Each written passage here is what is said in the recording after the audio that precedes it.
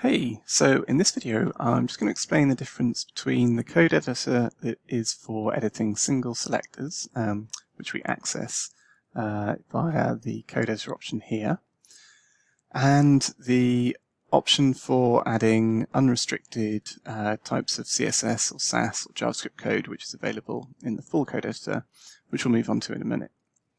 So with the single selector code editor, the idea is that we just enter styles, properties and property values for a single selector, so this one here.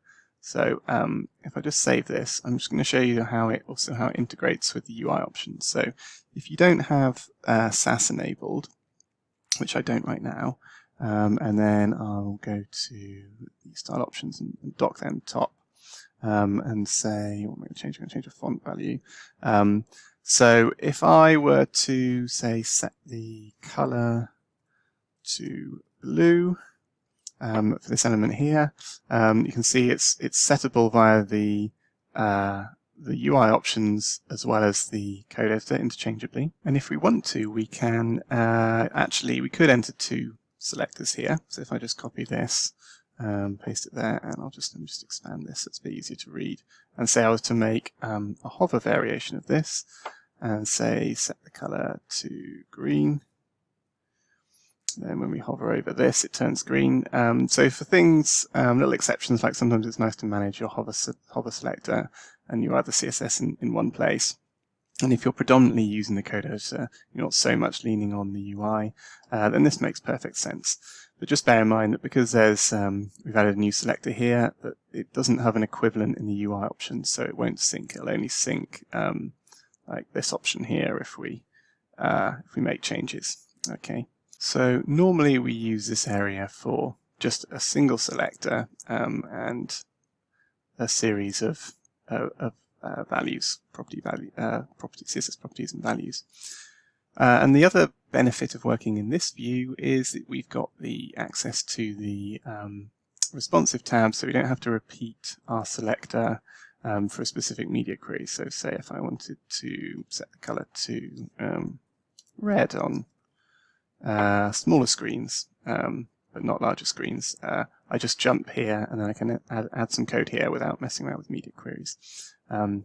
If we look at the code that Microthemer is generating for us, let's go here, we can see that it's added the media query for us here, and it's added our style. So that's a nice convenience for editing in this view. So now let's look at the code editor view. First of all, let's just trash this selector here, and I'll turn to normal screen width.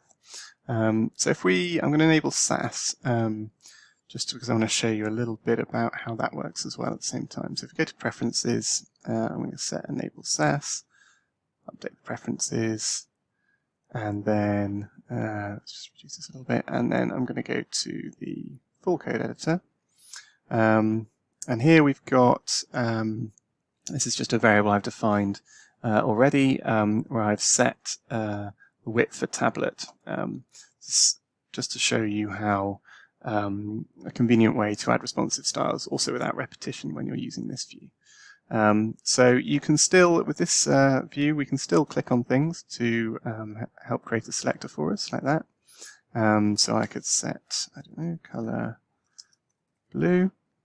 And then if I wanted to add a responsive style, I can write this at media, and then inside the brackets I will reference the media query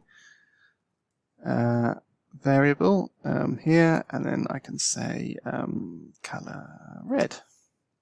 And then that will have an effect at the 768 mark. If I drag the screen down here, there we go, then it starts to take effect. The unquote thing is it's a native Sass function. I just find that this using media queries works best when I do this, when I put it in quotes but write unquote. And because we're not just following the simple selector, single selector with properties and values format in this view, we could also add any kind of Sass or CSS imports here, load any like custom font font face rules, animation keyframes, anything you want really in this view. So this is useful for all the stuff that doesn't fit into the normal pattern of a single selector. So you may sometimes need to switch between this view and the normal view. There is a keyboard shortcut for that. If we do Control-Alt-C, we go back to this view, and Control-Alt-C again, we return to this view. The JavaScript editor, I'll cover adding JavaScript in another video, but just for now I'll say that you don't need to add script tags, so you can just start writing functions here, console.log for instance.